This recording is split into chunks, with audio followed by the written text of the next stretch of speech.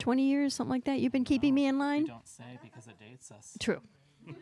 Patrick's sick of us. He's like, can I go home now? I think we'll go ahead and get started. Good evening and welcome to The Poison Pen. I'm John Charles, and I'm delighted to welcome back two of my favorite authors, Ellery Adams and Colleen Cambridge. Both authors are here with new books, and for those of you tuning in virtually, we will have signed copies of both authors' books. So if you'd like one after the event, go online to The Poison Pen or give us a call. We'll be happy to hold one or more for you. Now I'm going to turn things over to Colleen and Ellery. In the grand tradition of Elliot and Costello, they're going to interview each other. So take it away, ladies. No pressure. So we both write books, clearly. We have a couple questions we're going to ask each other. You guys probably have a sense of who we are, but really quickly, I'm Colleen Cambridge. I'm the author of the Philida Bright Mysteries, the American in Paris Mysteries, and the Lady Darling Mysteries. And Ellery. So recently, I'm the author of the Secret Book and Scone Society series and the Book Retreat Mysteries, and I'm not going to recite all of my other series because we'll be here a while. And they've kind of wrapped up. So thank you for reading the old ones and for continuing to read the new ones. And we're so glad you guys came out. All right, well, I'm going to start. I'm going to pin her down because everybody here always wants to know, where we get our ideas. So I want to know, for this book, for the tattered cover, did you have the idea, or was it kind of coming in bursts as you were working on it? Where did these ideas come from? This is the question that writers get at almost every event. And normally we go, we really don't know. I mean, it's so many little things, or one thing leads to another. It's mostly happening when we're in the shower or just about to go to sleep, or some inopportune Or someone moment. pisses us off. Right, or somebody's made us angry in a grocery store line or whatever. But I was visiting Salem, Massachusetts with my family, and I'm gonna do a little show and tell. And as you know, in Salem, they have a history of witchcraft and hanging women for witchcraft. And there's some really cool gift shops in there. And I found this mug, and it's a fortune-telling mug. And I'll pass it around. You guys can check it out. And the text on the side says, "Perchance this cup will show it." Oh, let me start at the beginning. "Wouldn't thy fortune like to see? Perchance this cup will show it thee." And it would be a tea leaf reading cup. And you'd finish it. And then it comes with a booklet, which I tried to decipher. And it was quite difficult, actually. And then I thought, I wonder how old tea leaf reading fortune cups are. And in Chinese culture, they're quite old. They've been around for a really long time. And everybody has a different instruction manual and such. And I just was really interested in this. And I thought, I would love to work this cup into a book somehow. They drink a lot of tea at Miracle Books and a lot of coffee. And if I set this around Halloween, I bet I could do something with fortune telling. And for those of you who's read The Little Lost Library?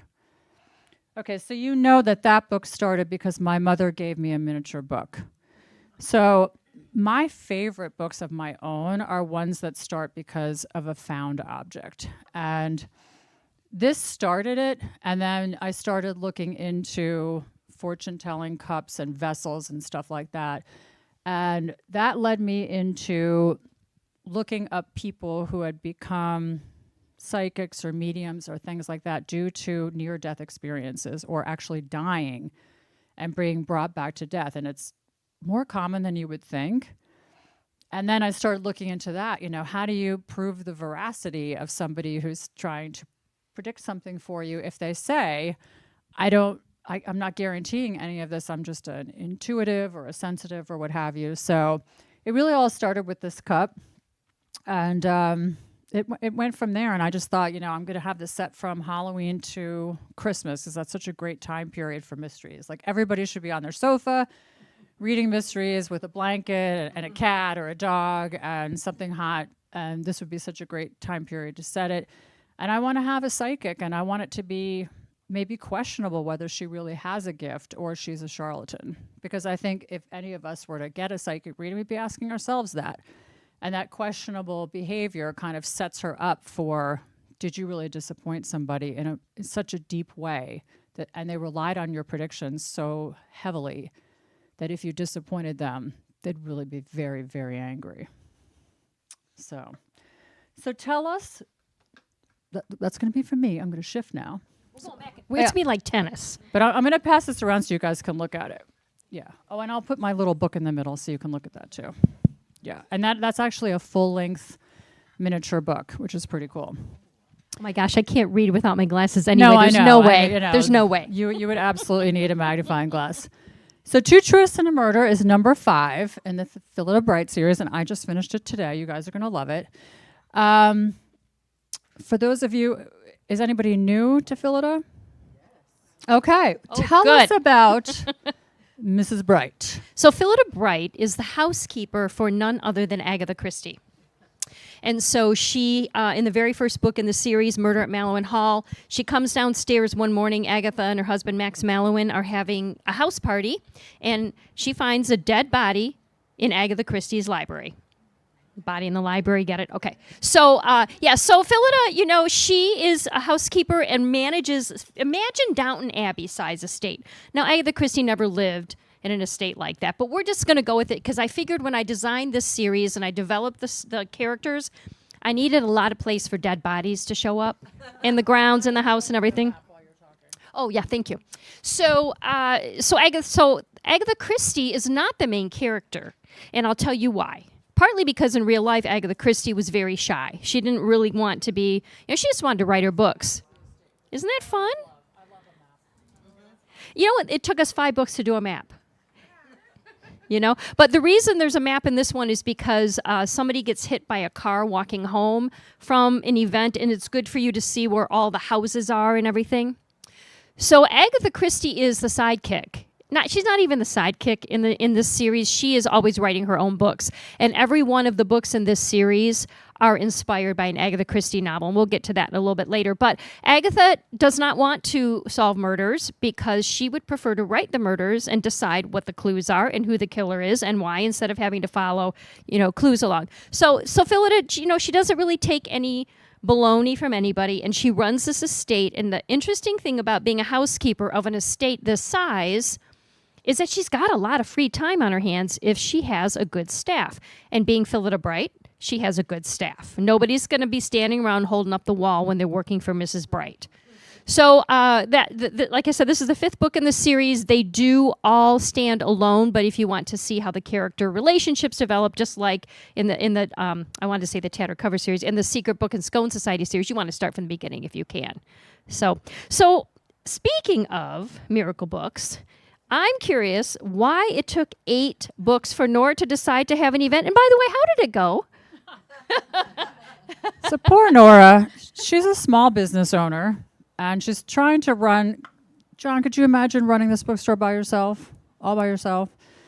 She has to do it because she can't afford to hire anybody else. She's sunk all of her money in the train station turned bookstore and paying for her little caboose tiny home. So she's not really thriving economically. She can't afford to hire somebody other than Sheldon, who I have been told people will drive to North Carolina and kill me if anything ever happens to this man. And I'm like, I promise you, Concur. Sheldon is not going anywhere, But she's finally able to hire Charlie Kim, who's a high school student, and he's coming in the afternoons, and he'll stay in the evenings, and he'll do weekends. And because of that, she thinks, well, finally, I can have an event. But also, it's a train station converted into a bookstore, and it's a rabbit warren. Everything's little nooks with reading chairs and soft lighting and all kinds of shelf enhancers, which is my own made-up word. I think it's okay that we make up words as writers. Yes. For knickknacks that are on your shelf that enhance your book collection. I have them. Most of them are vintage. I think they're really fun. They're kind of conversation starters. If someone comes to your house and they're like, I don't read, and you're like, what? Why are you here? Then maybe you can talk about a shelf enhancer. I don't know. Anyway, it's a tough place. So they have to move the reader circle's furniture, which is the area. It's really just the heart of the community in the bookstore. So there's different chairs. They're all different colors. They're all different fabrics. Everybody has a favorite. Like June always sits in the purple velvet. Nora always sits in the mustard, etc. Yeah, the whole series, it's kind of that thing. And I like to ask people, which chair would you find yourself in? I guess it's kind of like a Goldilocks question. But it would be like taking that chair back there and having to move it into the stockroom every time you had an event. This is like get the furniture dollies out. But they decide to do it. And the first author they're going to have is a cozy mystery author. And she kind of, says, I'm going to be in the area. I've got relatives nearby. And she's written a series called The Dry Bar Murders. So sober bars, dry bars, are becoming very popular in our Raleigh area of North Carolina.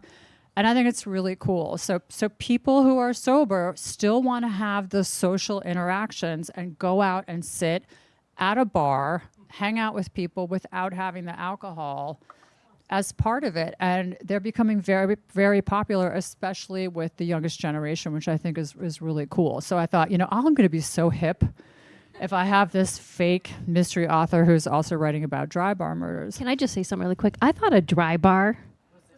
Yes, right? Am I wrong? Okay, thank you. Okay, there's 2 dry bars. I think it has to say blow dry, right? But if it's just dry, dry bar, that means it's a non-alcoholic bar. If it's I just learned dry something. Bar, then it's your hair. Okay. Thank you. Okay, well, I can't speak for you guys. I'm an East Coast girl. Hey, maybe they can combine it. Then they don't need a liquor license. That would be a really good business, actually. There is at least one alcohol-related dry bar in Arizona, and I just read about it. I don't remember what it is. See how trendy? Right? I'm on the top of this trend wave, just mentioning it, not doing anything about it because... and also, I've come up with a cocktail recipe for you guys. This is a powerful cocktail, so make it at home. It's called the Lightning Strike for a reason. It's very bright yellow, and when you're done, you'll be like, I have the power of Zeus. So I'll send those home with you guys. Anyway, so the event goes really well, except for that at the end of the event, Nora finds the cozy mystery writer crying in a corner and whispering into her phone, I can't do this. I can't believe it. I'm so upset, blah, blah, blah, blah, blah. And something has gone terribly wrong, but she pretends that nothing's happened. She dries her eyes. She buys some books. She leaves. And this opens the door to a whole slew of terrible events that begin because she's decided to have authors. See, authors are nothing but trouble. And once they're in, that's it. Your night is ruined. So, and I think it's so funny that we both have vehicular murder in our books. Isn't that wild? And we never talked about this. Well, we wrote these books like before we knew we were going to tour No, together. we didn't even know we were going to tour. And when I was reading Isn't hers, that- I was yeah. like, stop it. That's so weird. Because I've never used that. Well, you know what they murder say about method things before. being in the zeitgeist? Me neither. It's Right. like there's stuff in the zeitgeist. It's like we were psychic. Ooh. So where are my Agatha Christie fans out here? Yes. All right. We love you. Well, will anyone just shout out your favorite books? Mine is Death in the Nile. Oh, Man in the Brown Suit. Who else? Nobody ever says that one. Who said that? Awesome. Yes. You get an extra cookie. Or an extra, whatever. All right. What about favorite sleuths? Are you a Marple, Poirot, a Tommy and Tuppence? Poirot? Raise your hand for Poirot. Yeah. Okay. Raise your hand for Marple. I mean, yeah. You do know that Marple originally was like 50 years old when Christie wrote her. I know. Yeah. And she is not. But yes, she is. I mean, she's never mind. She's not doddering. I love Marple, but I have a crush on Poirot. So this book is based on Halloween Party. Yeah, that's a good one. And actually, the adaptation on Netflix, very good. Very good, right? Except it has nothing to do with the original book. No, but you know, that's no, an oh no, adaptation for it. I'm sorry, I'm talking about the other one, Death in Venice. Death in the new Venice. one is no, the one on you're right, the one Right, on right. the one with David Suchet, which is the only one that matters. Well, he's the only Poirot. That's Exactly. why. Okay, so tell us, go back to the first 4 books and say, book 1 was based on this Agatha Christie, and then you have to defend your favorite sleuth? Oh, easy. Defend. Okay. Yeah. So obviously, Murder at Malin Hall. I mentioned that it's a body in the library. And actually, the interesting thing is, just like in Christie's original Body in the Library, nobody knew who that person was, and they really didn't know who this person was either. He was, but in the book that I wrote, same thing. Oh, are you, okay. Oh, okay. I'm like. Oh, awesome. Thank you. I hope you enjoyed. Thank you. Thank you. So that one's Body in the Library. And then the second book, I can't really tell you exactly what book it's inspired by because that would give away the plot twist. But the very first scene is taken almost directly from Appointment with Death, where Poirot overhears somebody talking about killing somebody, and he figures they're just, a writer. Well, in the second book, there are a bunch of murder writers together, and they have a murder fate, and somebody dies, of course, at the murder fate. The third book is based on my favorite Marple, which is A Murder is Announced. So the third book is Death by Invitation Only, right? It's the best Marple book, I think. What a great idea for a book. Yes, and they, for those of you who don't know, there's an announcement in the newspaper. A murder is announced. It will happen on this day at this time. So in that book, we have that. And then the fourth book, which I really never say what my favorite book in a series is. Usually my favorite book is the one I just finished writing.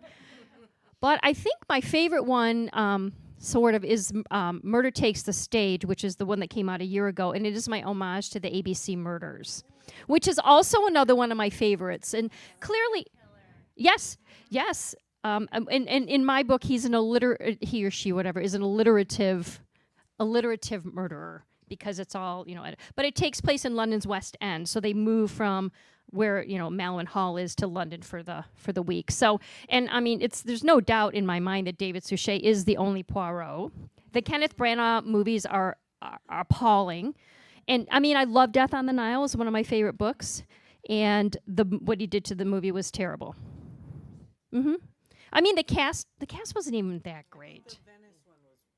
It was. And you know what? The thing about the Venice one is they changed the entire storyline, but they kept the character names the same, so there was no surprise. You knew who done it, even if you didn't know the story. I loved the feel because it was so gothic, but I didn't really like what they did to it. But so in the book I just Kenneth finished... needs to stay away from Agatha Christie now. Just step back.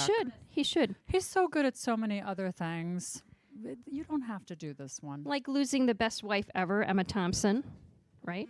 I know. I'm just saying. She did. I know. Agreed. So, okay. So we're gonna talk. We're gonna go back to the. We're gonna go on some tangents here. I know. Well, we're gonna get our questions out, and then we're gonna go on tangents because I want you to talk about psychics because we know there's a psychic medium in there. You know that's where the idea came from for this book. So, right. So there's this creepy purple journal on the cover with the eye. And that's her journal. So it's no spoiler to tell you that she is going to come in. She's written a memoir. And on the cover of her memoir, there's a cage with some birds, and the birds are coming out of the cage. The birds in the cage are black, and when they come out of the cage, they're white, and it's got all the symbolism. And this is her book. And in her book, she says, when I was a child, I was out fishing with my dad on a lake in Michigan, and a storm came in very quickly. And they were in one of those aluminum John boats. You guys know what I mean? It's one of those really shallow hulled boats. And they go motoring back into the shore. He hops out into the water, is pulling the boat to beach the boat, and he reaches in to pull her out. And before their hands can connect, very Michelangelo, but they don't make it. They don't make it. She's struck by lightning. And it just goes all the way through her body, and she collapses, and she dies. I mean, her heart stops. And he's got her on the beach, and he performs CPR, and he brings her back. And when she comes back, she looks the same. She seems the same, but she is not the same. She's hearing things she didn't hear before. And she begins to realize that she can deliver messages to certain people, and she only knows after they touch her. And then she'll hear a voice, and she'll say, I'm hearing this. Does that mean anything to you? And she discovers this first when she shakes the hand of her second grade teacher and gets a message from the teacher's father who says, Bertie, you have to leave him. He's going to hurt you.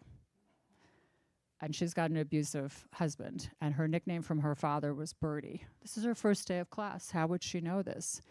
So I'm manipulating you. I'm setting you up. Is she the real deal? This is her memoir. She's the writer. So is she a liar, or is she telling you that? Now, we know that some authors don't always tell the truth in their memoirs. James Frey. Or, we're writers. We really like to elaborate. We like to make things sound more We like interesting. to lead you down a path. Right. So she agrees to she's going to come on Halloween night and do a talk. And then after the talk, she's going to have an intimate reading for about 6 people, some of whom are Nora's friends from the bookstore, one of whom is Officer Hollowell, everybody's nemesis. And then we've got the pharmacist and a nurse, and just people are super curious about this. And it's Halloween, there's a storm, the lights go out. The lights come back on, there's no dead body. I'm not going to be that cliche. But about 30 seconds later, there is. So the journal is something Nora finds the next day under the chair, the purple chair that Lara Lutz was sitting in. And it's all written in code. And she figures if I can figure out who her clients were and what their situation was, I can figure out if she was real or if she was just scamming them, and if this was an accidental death or if it was murder. I think you can probably guess which one it was. Yes. Okay, so. We were going to talk about psychics and everybody's experience. Do you guys believe in psychics? Oh, yeah, We we need were to going talk to pull about you this. guys. I have a story for you. That's why I wanted to do this. Who has gotten one of the following? Palm reading, tarot card reading, psychic reading. Okay. Used a magic 8-ball. Read your horoscope in the paper. Eaten your fortune cookie before reading the fortune cookie because it's superstition. Right.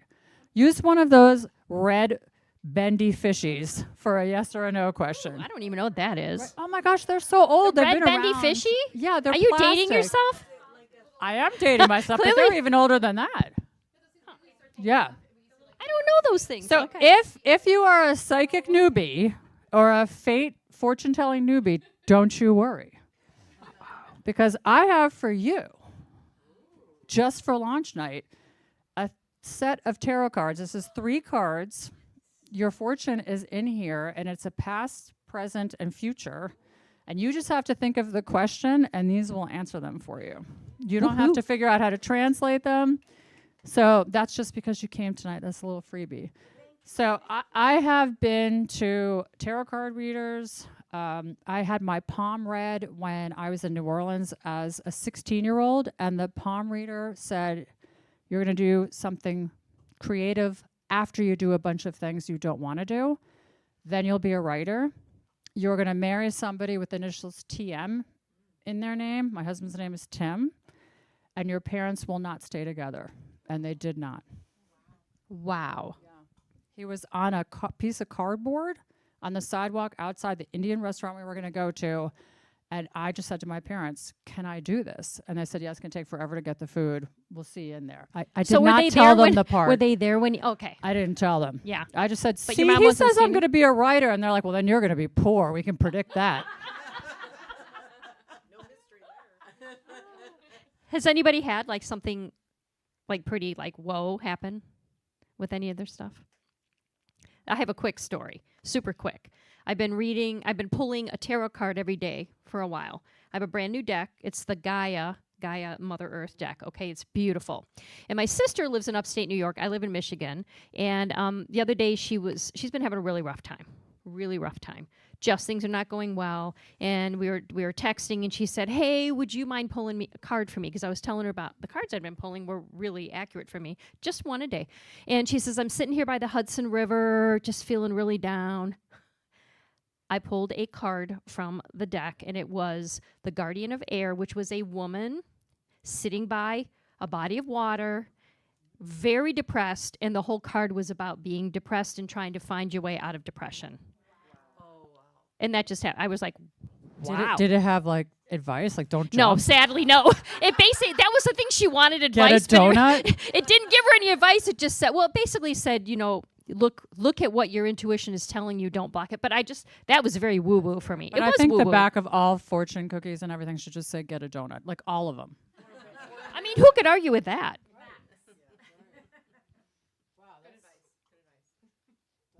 You never go wrong with the donut. Okay, so we're gonna move on from psychics for a minute, and we're gonna shift to some other series of yours, Yeah. because you've got Agatha Christie. She's somewhat famous. Any other famous characters who have influenced your other work? So I write 2 other historical mystery series. One is set in Paris after the Second World War, and my main character is a former Rosie the Riveter named Tabitha, and she has moved to Paris to live with her grandfather and his partner after the war because she was a riveter. She was a Rosie the Riveter, and now all the guys came home and she can't do anything fun anymore. And who wouldn't want to go to Paris? Anyway, she moves to Paris and she befriends another American expat who lives across the street, and her name happens to be Julia Child. And so this is a series set in Paris right after the Second World War, and it is basically Paris is coming back to life. And, of course, Julia and Tabitha keep finding dead bodies all over. And the first dead body they find... I'm sorry? Julia with dead bodies? Julia Child. Oh, yeah. And food! You know, she could And just Paris. throw one of them over her shoulder. She'd be I good. mean, she could. That's this book. Oh, I hope you enjoy. Well, people have said to me, why don't you have recipes in the book? And I'm like, there is no way I'm going to put recipes in a book about Julia Child. That would be redundant. But what you do get is some of her... She's teaching Tabitha how to cook. So she teaches her some techniques. I also write a series, and there's only 3 books in the series now, but there may be more in the future, and that is set in Washington, D.C. during the Civil War. And the main character is not Abraham Lincoln solving mysteries, but my editor originally suggested that he should be. And He's already killing vampires. He doesn't have time. You know what? Everybody says that, and it's doesn't have true. time. And he's got he's got a wife that's got difficulties. He's got, a country at war. But there's a lot of history in that series. So I generally put the famous people to the side. They're like the anchor for the series. You get an idea of where you might be and what's going on in the world or that place at the time. But they're not the main character because I don't want to be restricted by what happened to these people in their lives. I want to be able to develop my characters the way I want to develop them. So that seems to be my shtick, and I'm sticking with it. Okay, Ellery, so we're going to talk about research. And I want to know, you must have done a ton of research because of the story about the psychic and her background and what else you learned about all the different, I'm sure, elements of psychics and all that. Well, there was a lot more than I realized, the differences between being a sensitive and intuitive and somebody who has to touch somebody and somebody who does auras. I mean, I don't understand a lot of it, to be frank. What I did find really interesting was the different stories for lightning strike survivors. And I'm talking lightning strike survivors who have had hearts stopped and then restarted. And they say the range of this is pretty interesting. One young woman, when she came back, had a proclivity for languages, which she'd never had before, and she picked them up. Another one became really obsessed with music, and she had to listen to music all the time to be calm. And there were some negative things, chronic illnesses, chronic joint pain. One of them died very young. I think when your blood boils, that's probably not good for longevity. But there was a strange connection to kind of psychic phenomena for lightning survivors, or there is. So I was really fascinated by that. And then I think, as some of you know, my husband is a physician, and I do like to use drugs to kill people because I can verify things so that they're accurate from him. This person weighs 250 pounds. What kind of dose am I going to need? I want to get this right. Can I call that cardiologist friend of yours and just ask him about such and such and such? Yeah, sure. I never knew what Narcan was before I started researching for this book. It just has never come up in my life. Is anyone familiar with it? So for those of you who don't know, it's a spray, like a nasal mist for people who are in an active overdose, opioid overdose, which, as you know, we have an opioid epidemic in the country. So Narcan is being kept on hand at a lot more places than it used to, a lot of stores. And it has a really unique bottle. I think it looks kind of like a Star Wars droid, which is probably not what they were going for. But it's red and white, and it has a very distinct. Like the bottle's almost like two legs, and then it has like this red cap. And I thought, well, that whole nasal spray would be something that in the fall in North Carolina, with a lot of people having colds, you might mix up with the different nasal spray. And if you shoot Narcan into your body when you are not having an opioid crisis and you have any kind of heart condition, it will kill you. It will kill you very, very quick. I don't know. Should I not be telling people this? I mean, we can talk about all the poisons that are very easy to get to. Yeah. We can do that. Oh, we'd be here all night. And Especially we'd with be giving plants. people ideas. We'd be here all night, especially with plants. But, I mean, that was just an example. And then I thought, well, if I'm going to mutilate this bottle to look like an over-the-counter nasal spray, am I going to need, like, a special kind of saw, like a little bone saw? What am I going to have to do to change this? And so these are, like, the random things. But so I did a lot of research on psychics and on drugs. And that's an interesting combo.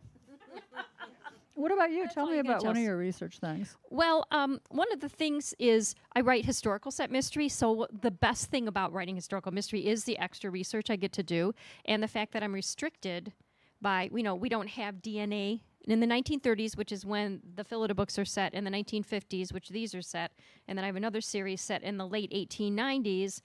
We don't have DNA. We don't even have fingerprints in the 1890s. We don't have the internet. I mean, it's great because I get to develop a whole new, it's a whole new way of looking at a murder mystery. It's not as easy in some ways, but it's also easier to have an amateur detective because in these time periods, they didn't always have super strict police forces, or if they did have them, like in the 1950s, they weren't, as strict as they are today. So, and one of the things I learned when I was researching this series is women in Paris it was illegal for women to wear trousers. Technically illegal for them to wear trousers till like the late 70s. Not that you're going to get a ticket for it, most likely, but unless you were riding a bicycle or a horse. So you know how it is. You go down the rabbit hole and you find all these fascinating things that are happening, and usually I try and find a way to stick them in a book. So I love looking at historical fashion, but I love historical medicine even more. it's so much fun. For me, historical mystery is my holy grail, my three. There's always a historical element, there's dead bodies, and I always have some sort of romantic, arc happening over the series as a whole. So I think I jumped into my next question and just answered that. You didn't even have to ask me. You're good. You're psychic. I'm telling you. I will give you guys a little teaser for the Tattered cover. For those of you who read The Little Lost Library, you know that Estella is expecting. So it goes mystery, mystery, mystery, mystery, mystery for most of the book, and then the end of the book, I'm telling you, is a thriller. So hold on to your hats. A pregnant woman is in trouble. Oh, no. Yes. So what's coming next, Ellery? Is there another secret book in Scone? There's a secret book in Scone probably next fall. It is going to be focused on the hurricane that we got in North Carolina, which it actually devastated all of the real settings in my books. Like the library in the town, Hot Springs, where Miracle Springs is based on, the French Broad River swelled over the banks, went through the back door of the library, picked up all the children's books, carried them into the front where all the adult fiction was, carried them out the front door. They lost 99% of their collection. And that's just the library. And so the other area that the book is set in is Biltmore Village, and it was just about washed away. So I really wanted to write something to just say what those people were going through and how our state really pulled together to help people. And it's when I learned about Bink, which is a philanthropical organization that helps indie booksellers and comic book stores in times of financial crisis. And I reached out to them and we talked about it. So I'm going to donate parts of the profits for that book to Bink, because there are still people that aren't back on their feet there. And it'll take a while for that library to get their collection back. In a small mountain town, that the library is everything. I mean, everybody goes in there. It is the heart of the community. The bookstores are the heart of the community, just like it is here. So I got pretty emotional reading that book. So writing that book, prepare yourself. You are going to cry. You're definitely going to cry. However, the book that I have coming out in April is a totally different direction for me. It has a fabulous cover. It is not a mystery. It's a genre blend of general fiction, suburban horror, folk horror, mythology, and female rage. So it's set in 1982, and it features the monster next door, the monsters inside of us, and an Icelandic housekeeper who helps a young woman, who is me, from 1982, battle this Mrs. Smith, who lives in the Gothic, decrepit home up the street, which I had a Mrs. Smith who lived in a Gothic, decrepit home up the street and never came outside. So this story is based on my childhood, and it's a complete departure. Prepare yourself. There's lots of cursing, super violent. Nothing's off the screen. It's all in your face. It is the darkest thing I've ever written, and I love every page. So it's called Invasive Species. But if you're looking for cozy, this ain't it. So the cover there is will be another one. spectacular. I mean, can you show people the cover on your phone or something? Or I don't have No? my phone up Okay. here, but anyway, look it up. The cover is amazing. it is. It's very 80s because it's pink and green. So and there's great. tentacles. Yeah. Oh, I love it. I saw it and I was like, oh my God. I love it. I love wonder it. if I can get, an early copy because I might know the author. April. That's coming out April 14th, and I will be touring all over for that one. So I know people get killed. Can I come here? Okay, awesome.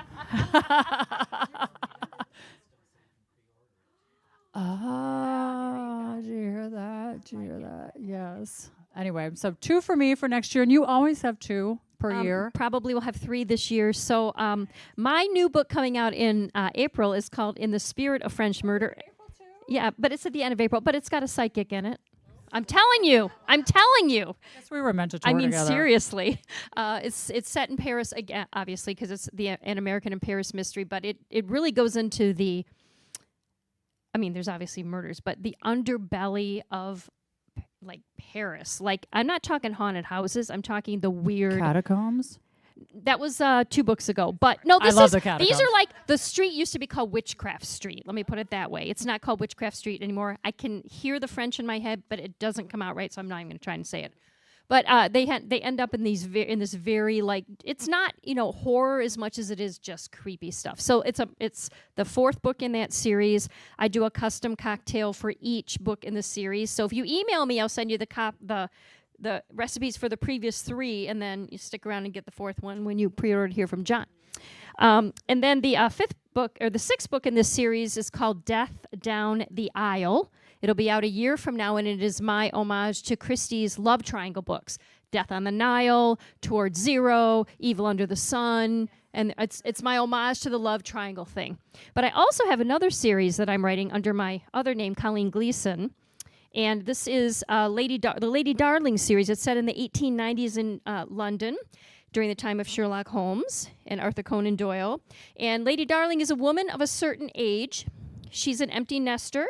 She's a widow. She's very rich, and she just wants to be left alone to hang out with her pets in the country now that she's married all of her kids off. And she keeps, I'm channeling myself in this. She keeps running into dead bodies, for pity's sake. So this book is out now, and the 2nd book in the series should be out sometime in mid-2026. Lady Darling Inquires After a Killer is the first one. Yes, it may be out sooner. Good research. It may be out sooner. We're going to try and get out sooner. Please do. Well, we can all sign all these tonight for you. And I forgot to tell you the title of the next secret book in Scone. It is the Liars Book Club. Ooh. Love it. So that's the prepared portion of the evening. We're happy to take any questions. I have a question about names.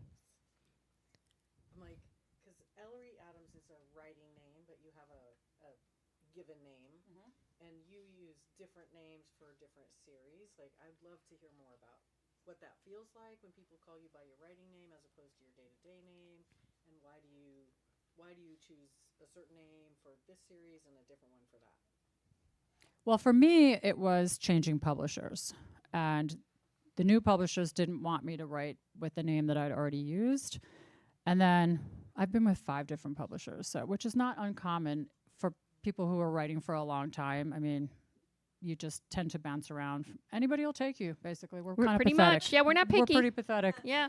If you will take me, if you want me to write as Ursula McCavity, I'll do it. I don't care. Exactly. I don't know where that name came from, but I kind of like it. I was waiting for you to say Ursula McGuinn, but yeah, I mean, there's I a kind of character like name. it. Ursula McCavity. All right, it's who's gonna it's use like Ursula? Cats meets the Sea Witch. I like it. Little Mermaid and Cats. I like both of those things. So my real name is Jennifer, and only people now who have known me for a really long time and my family. So my 2 friends here, Caroline and Linda, who came all the way from California and North Carolina to be with me tonight, Woohoo! they call me Jennifer. But everybody else that I know, even bookstagrammers, book friends, because I've been Ellery for so long now that it's actually who I am also. So, and you know, my Ellery persona is 90% of my life because I'm writing all the time, I'm promoting all the time, you know, and I love the name actually because, and it comes from Ellery McQueen, as you might imagine, because my mom and I had a tradition when I was in high school of reading mystery classics, and so we would, she would read the book, I would read the book, and then we would talk about it. And she's 82, we're still doing it. So yeah, Ellery Adams came from that. But I mean, I was happy to come up with a new name because I'm a Jennifer, right? I mean, we're like plague rats. We're everywhere. If you meet somebody born between like 1969 and 1974, the chances of them being a Jennifer are like 1 in 2. Or they're a Jessica or Christine, right? So Kristen. No? Yeah. no, not in New York. Not New York, not but New York. there were 96 kids in my graduating high school class, and 11 of them were Jennifers. Oh my God. So I was super happy to be somebody else. But that really was it for me. And actually, when I signed with HarperCollins for this new direction, they said, "What name do you want to use?" And I said, "Well, I am Ellery now, so I don't really want to change again." And they said, "Well, it's going to be a branding challenge, but okay." Readers are smarter than publishers think they are. They are. So Colleen is my given name, which is why I went to I've written under Colleen Gleason since 2007. And I did do a 6-book series under Joss Ware for a short time for Avon. Do you know Joss Ware? Oh, yeah. Well, it was very strange when people would call me Joss, like did not compute, because I was writing other books as Colleen, and I've always been Colleen since I was born X number of years ago, which, you know, I'm just not going to tell you. But, right, 27, added about 30 years to that, but okay. So Colleen's my given name. I decided when we decided to do this series, this was the first series I wrote under Colleen Cambridge, I wanted to come up with a British-sounding last name, but I wanted to keep Colleen. Well, here's why I picked That Cambridge. was the idea, I think. Well, that was the whole point, but I picked Cambridge because this is a book about Agatha Christie's housekeeper, so I wanted to be near Christie on the bookshelf and in the libraries and everything, and it sounded British, so that's why I picked that. But Colleen Gleason is the name I'm mostly known under. So, and most of those Gleason books have a paranormal element to them, whether it's vampire hunter, sexy vampires, time travel, or all like mystical bookshops, or all these things. So the Cambridge books are very cozy historical mystery, and they're totally, it's like the branding too. It's like what the branding is, what kind of book it is. So that's why we change our names sometimes. And you had a question. Yeah. One quick question and a longer question. One, how long does it take to write a book? How long does it take from when you start till you end? And then the second question, when you're writing a book, I assume you have an outline. Is it like a 1-page outline, or is it 40 pages? No outlines No here. outlines. We Nope, are not nope. outliners. No, We've write. written so many Yeah. that we just go. I write to read the book. Like for me, writing the book is like I'm a reader. So I mean, I kind of know where I'm going. I don't know if you're like that too, but I write one draft, and it takes me about 3-ish months because I've written 56 books, full-length novels. So I mean, I've been doing it for a while, but I write one draft. And that draft is like a ball of dough that I am constantly kneading, Kneading, every day, changing it, fixing it, tweaking it so that when I do get to the end, that book is done. I don't have to do anything else to it. I'm not patient enough to go back through, and I'm not patient enough to write a draft and wait to fix things. I have to fix them right away. I'm a little anal like that. How do you do it, Ellery? I'm a little slower, so I'm 6 to 9 months per book, and I'm a chunker, so I'll write about 3 chapters, and I know where those 3 chapters are going, and then I kind of sit with that, and then I write like the next chunk. I edit as I go, but then I put it away for like 2 weeks, and then I go back to it, and I will make a ton of changes. So. Do you write it chronologically, or do you skip around and write the end and then write the middle? No, I'm not a skipper. I know what's happening at the end, and I know what the vibe is going to be at the end. For most writers, we're great in the beginning and we're great at the end. There's the murky middle. Yeah. And usually we solve that problem by just killing somebody. So, I mean, if you notice a 300-page book and there's a body between 140 and 160, we were like, damn, what are we we gotta going to do do something. here? Let's kill somebody. Do you have like when you're writing your chunks, or do you do like word count or page count goals, or do you just kind of write? No, I know when the chapter needs to end. But I mean, I guess what I'm asking is, for me, in order to get my book done on time, I know that I have to write a number. Oh, of yeah, I have words to write per 1,000 pages, Yeah. 1,000 words a day. Okay. Yeah. Okay, that's what I was wondering. So I write, somewhere between 1,500 and 2,000 a day, 4 days a week. I take Wednesdays off because if I don't write my words, then I got to catch up on Wednesday. Right. So I don't take any days off. I write during the week, and I edit and work on promotion on the weekends. If I take time off, I'm usually away, and I can't do anything. Speaking of promotion, do you guys follow her on Instagram? Because your Instagram is freaking hilarious. That's what I'm doing on the weekends. Oh I my have no God. life. Oh my God. I'm a cat I want to lady. know, where does she come up with all these fabulous ideas, and how do you have the time? I don't have the time or the patience to do all that. Yeah, really. I don't, it's therapy for me. And I'm kind of goofy. I like to wear costumes. So fun. So Super fun. I love it. thank you. Absolutely I'm glad love you it. like it. All right, other questions? How do you come up with the names for your characters and like your businesses? Like the names are like so intriguing and not off the wall, but it's like, how did you think of that? How do you come up with your character names? Well, you have more businesses that you like, because my books are, I don't have like a little town in mind, but my Philida Bright was originally Esther Bright. When I was first working on her, like the very first day, I was thinking about, okay, I'm going to do this. And I was thinking about her, and her name was going to be Esther Bright. I wanted something that sounded British and kind of efficient. And then I was watching a Poirot episode that night because I wanted to get into the mood. And a character walked on stage, and her name was Philida. And I'm like, oh my God, her name is Philida Bright. Right, yeah, I mean, thank you. Because she wasn't Esther. Yeah, thank you. And also, Emma Thompson's mother's name is Philida. So I'm like, she's in good company. You've got a thing. You've got a girl crush Oh, on Emma Thompson, I think. oh, Yeah. totally. Yeah, Oh, my right? God. Well, really quick, my first daughter, her name is Emma. And she was named Emma. My husband and I had just gone to see Sense and Sensibility, and I was just pregnant. And we were talking about names, and I said, ooh, what about the name Emma? And I'm thinking Emma Thompson. He's thinking Emma Sams. And he's like, oh, yeah, that's good. It worked. For me, I haven't written quite as many books as Colleen, but I think I'm at 47. So I try not to repeat character names. So first I have to think is, have I used this one before? And then it just feels right. This guy feels like a Chad. And he's probably going to be a certain type of way, or a Todd, Or a Sheldon. and you just know Sheldon's going to be Sheldon. I mean, Sheldon, it's just such a great name. Well, in the Secret Book and Scone Society, I knew that when Sheldon came in, I was going to name a food on the menu board after him, and I love Shel Silverstein.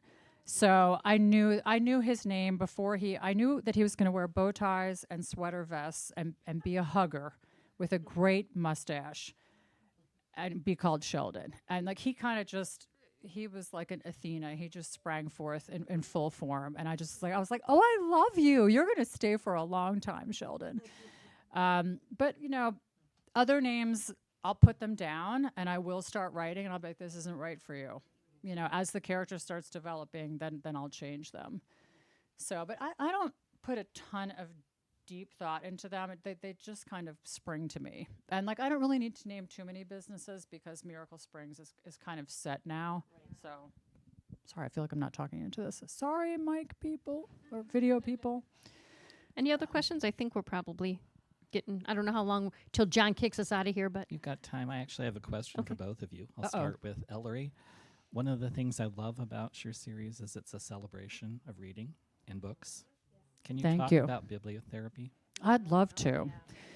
So Nora is an amateur bibliotherapist, and bibliotherapy means healing through books. And tell me we don't all do that all the time, and have since the first book that spoke to us when we were young, or a librarian put in our hands, or something that a parent was reading us at night that made us feel the kind of comfort we need to feel to go to sleep. It has been in our lives for a very long time. And when you have a friend who's not in a good place and you say, I want you to read this because you want them to feel better or to see that this character made it through a hardship, you're performing bibliotherapy every day. I mean, John and everybody else in the store do it on a daily basis. And people think, well, can you use a mystery novel for bibliotherapy? Of course you can. Because in so many mystery novels, it's a quest for justice. It's a quest to balance the scales and right or wrong. And we all want to feel that resolution in our lives.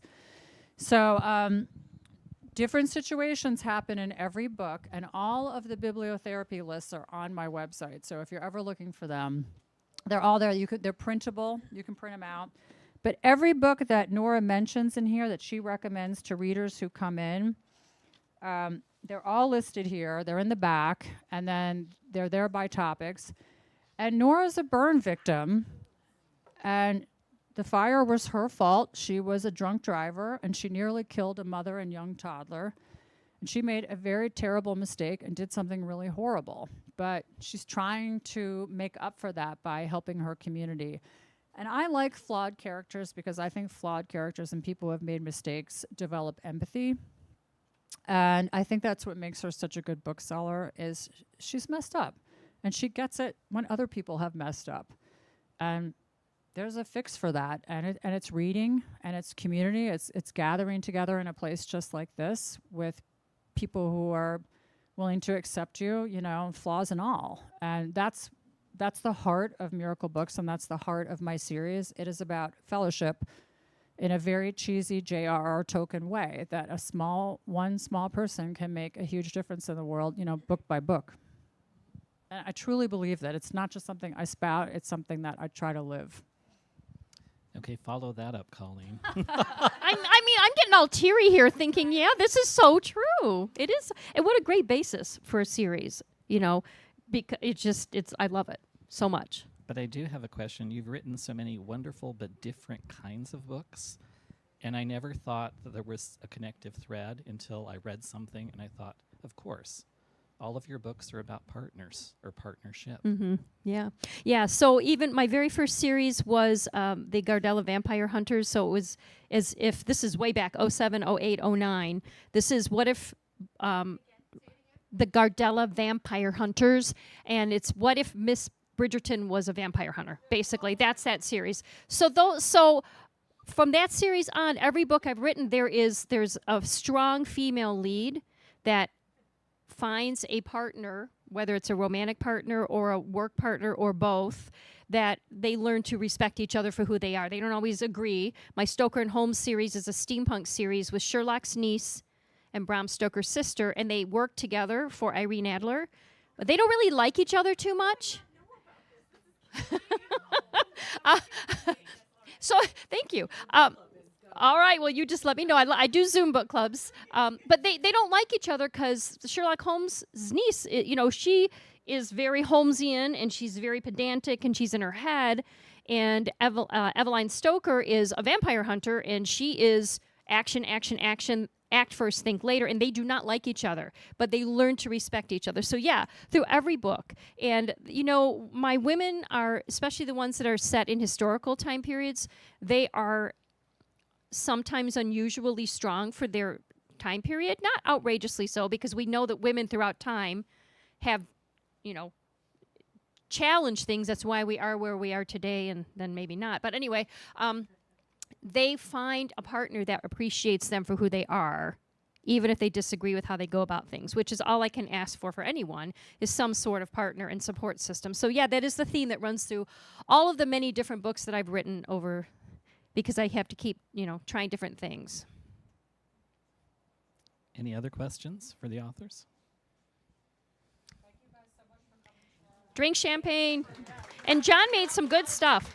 John made some really yum. What did you make, John? Snickerdoodles. That's what and I thought they fudge. were. Yes. Fudge, yeah. We want to thank our virtual audience for joining us tonight. Thank you for being here. We're going to get the authors set up to sign books at the table. We do have more copies of their books in the back. If as you stand up, you'd fold your chairs, put them over to the side there, we'll get them out of the way. Thank you, and thank our authors.